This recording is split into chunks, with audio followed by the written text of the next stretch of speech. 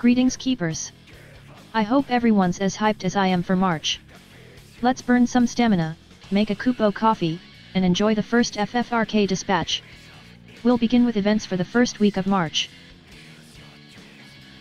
We have a few events running right now. One is the much anticipated copyrighted copyrights event. There are 3 separate mini events present, each representing copyrighted copyrights 1 through 3. Fans of the series should get their fill while recruiting popular characters like Copyright and Copyright. You'll also do battle with some scary monsters and a few enemies I repeatedly mistook as the villains from Advent Children. Now that I've revealed I never played copyrighted copyrights, take note that the most recent Crystal Tower is up for a tad longer. It ends on March 2nd. If you haven't battled to the top floor to lay the smack down on Kuja-Cola for those sweet motes and crystals, then you might want to hurry.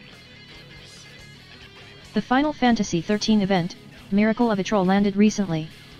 This event trades hallways for some sweet boss battles and loot.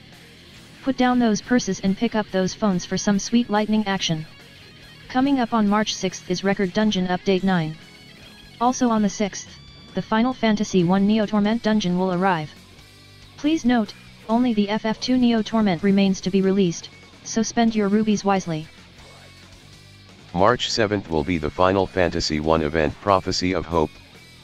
And just after on the 8th the 54th Dungeon Update will arrive, bringing us some FF10-2 and FF15 action.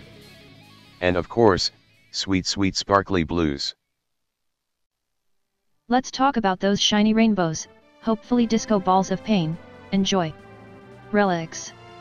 Time is almost up for the copyrighted copyrights banners. But, first let's take a moment to mourn for all the mithril and gems that were spent on the first Global Awakening banners. If you pulled and got what you wanted, congrats, and if not then I am sorry. The future is bright though, so don't let it keep you down for too long. Bart's and company await us just a little longer ahead. Speaking of down, the FF13 banner is not very exciting between the copyrighted copyrights and upcoming festival. However, keepers may have a waifu or husbando to aim for. Or they just might need a bit more of an edge to clean out that Neo Torment. FF1 should bring us Water Mage Maya stuff as well as the return of Garland's first-gen physical Dark Chain.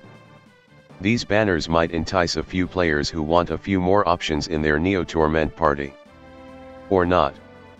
Around the 8th the Lord of the Rings, aka Luck of the Realms, will begin. Formerly known as Realms on Parade, Luck of the Realms is a 5 mithril priced 3 pull guaranteeing at least a materia or BSB. There will be one for each game.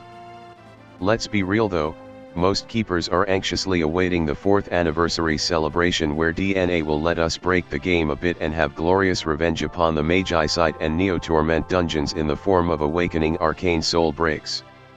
Anything beside this mithril vacuum black hole forming on our horizon will seem a bit lackluster. Moving on to recent and upcoming updates. Just recently Magi site dungeons were updated.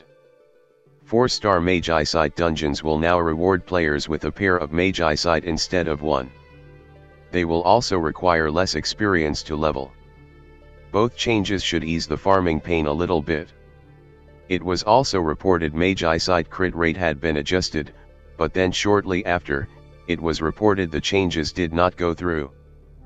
5-star Magi site are still likely to death plow your heroes unfortunately. Closer to the 4th anniversary event we'll see the release of the Magia system and artifact weapons, 2 systems that will let your heroes reach higher levels of power. The Magia system provides your characters points, kind of like experience, at the end of battles. You can use these points to increase their base stats, as well as elemental attack and resistance. More will be discussed as we near its release and understand its implementation better. The artifact weapon system will introduce a set of powerful realm weapons. These weapons can be purchased via artifact stones and leveled up using rainbow crystals. Artifact stones will be rewarded in events, like memory crystals or accessories. To gain rainbow crystals you simply select weapons and armor you no longer need and convert them into rainbow crystals. Eventually you can do the same with accessories. Take note that Global Foresight has shown us that a second wave of artifact weapons focused on elemental boosts is not far in the future. Hoarding artifact stones for their arrival will be a viable strategy. Excuse me while I pour this mega elixir on the floor for our keepers in Japan who were not afforded this insight. In closing, I hope everyone's Mage Eyesight and Neo Torment battles are doing well. I'm currently stuck trying to smash through Adamantoise to finish the series and start farming for the impending Dark and Holy Mage Eyesight release. As for Neo Torments, I've been very lazy and have done a few 50% runs in the Dwale territory. I look forward to trying another episode soon.